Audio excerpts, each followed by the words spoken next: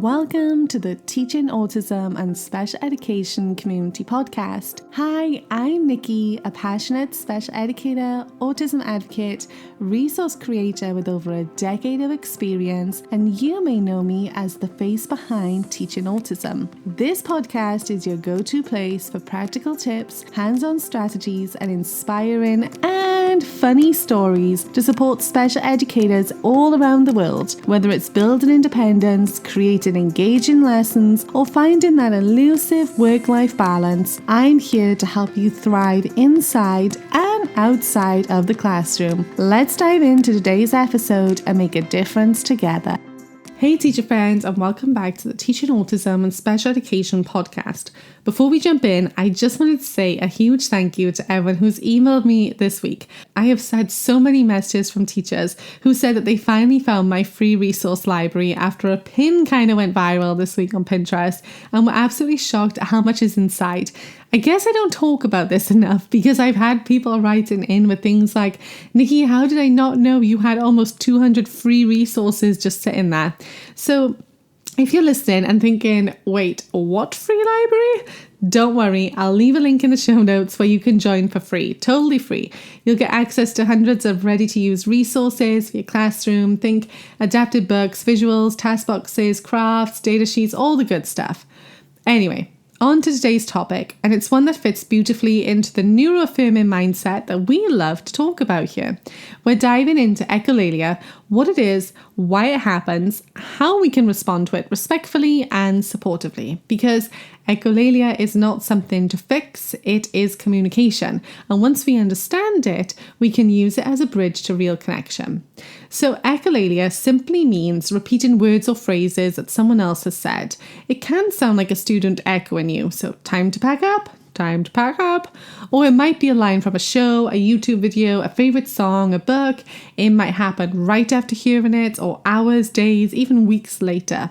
And there are two main types. So there's immediate echolalia, which is repeating something just heard. And there's delayed echolalia, which is repeating something heard earlier. And here's the key. It's not meaningless. It's communication, memory, and processing all rolled together. And for many autistic and minimally verbal students, echolalia is actually a language learning tool. So think of it like practicing lines in a play before writing your own script. They're learning how words sound, feel, and fit together, and using what's familiar to communicate. And some other reasons that echolalia happens are that it helps process language and emotions. It's soothing and predictable, a form of self-regulation. It's a way to join in a conversation when spontaneous language is hard. It's a way to communicate needs, even if the words come from elsewhere. So when we hear echolalia, we're not hearing copying, we're hearing learning. And every echo has a purpose, even if it sounds random. So let's say a student says, "Do you want a snack?" They might be repeating what adults usually say when offering food, but what they mean is, "I want a snack," or "I want something to eat." Or maybe they repeat a line from a cartoon like, "Let's go on an adventure." That might mean they're ready to start an activity, or they're excited. So when you start listening and really listening to those words and phrases, that echolalia is actually going to become a window into how your student thinks and feels.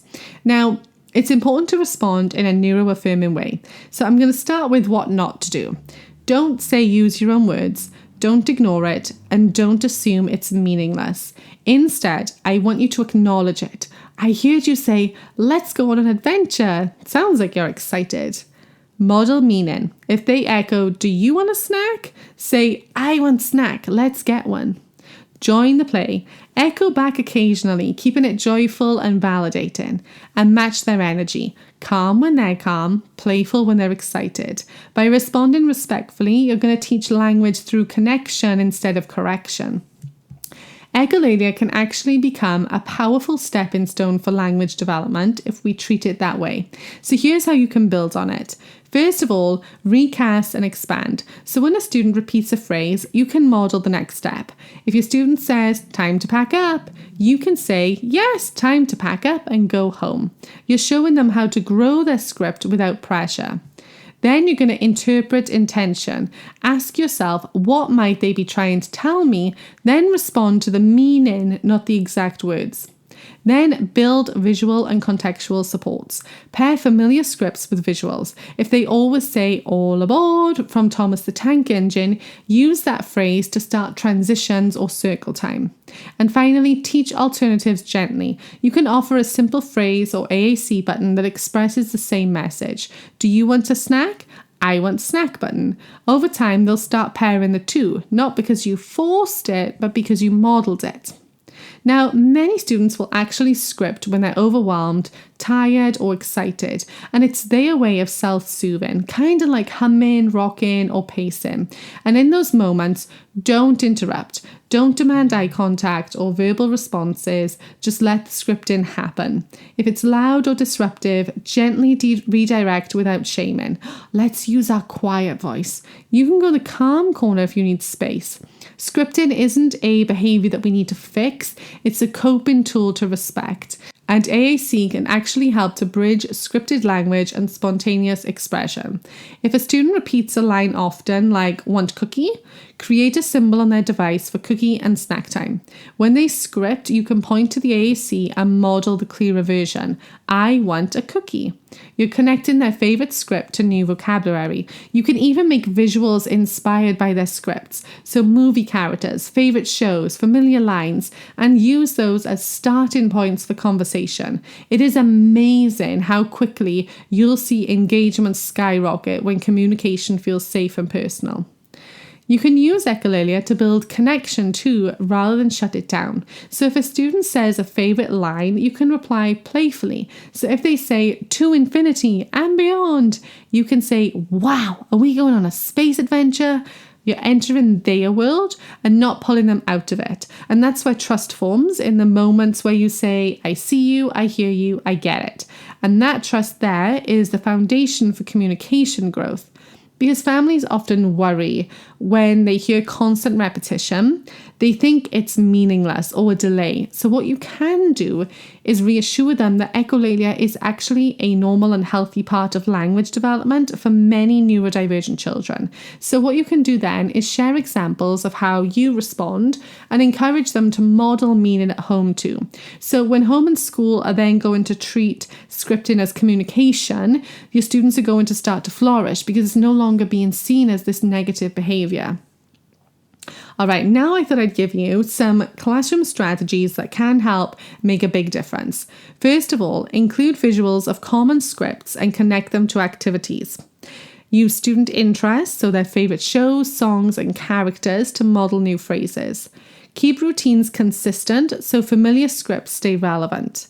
Allow downtime after busy transitions so students can decompress. And model language through play. It's the best environment for natural communication. And most importantly, don't rush it. Scripting will evolve into flexible communication gradually, so your patience is what is going to help build the bridge.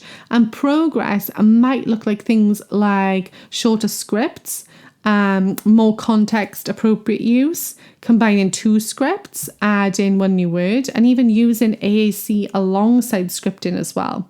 And every one of those steps means that communication system is expanding and it's worth celebrating. So the next time your student starts scripting, I want you to take a deep breath and smile. It's not nonsense, it's language kind of under construction. Echolalia is connection, memory, emotion, growth, all mixed up together. It's the brain's creative way of saying, I want to connect, I just need to find the right way and the right words. So you're not fixing speech, you're nurturing communication. And that's one of the most beautiful things that you can do. And don't forget, if you haven't already, head over to the show notes, check out the free resource library linked there. It's full of around 200 free resources. Think adapted books, visuals, crafts, tools you can start using right away to even support communication and engagement in your classroom. Thank you for listening, and thank you for seeing your students' communication for exactly what it truly is: meaningful, powerful, and uniquely theirs. I'll speak to you again soon.